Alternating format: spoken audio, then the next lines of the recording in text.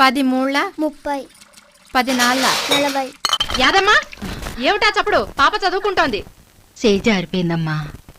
సర్లే నువ్వు చెప్పమ్మా. 10 ఐదుల 50 10 ఆరుల 60 10 ఏళ్ళ 70 10 ఎనిమిదిల 80 10 తొమ్మిదిల 90 10 పదుల. చిచి ఎన్నిసార్లు చెప్పాలి?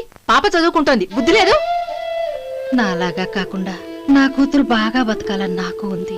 కానీ ఏం చేసేది? నా చేతుల్లో ఏముంది? అంతా మా తలరాత. చూడమ్మా, అలా తలరాతను తిట్టుకుంటూ కూర్చుంటే కుదరదు. నువ్వు మీ అమ్మాయికి మంచి భవిష్యత్తునివ్వచ్చు.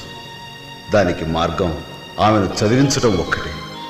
బడికి పంపించమ్మా, పని కాదు.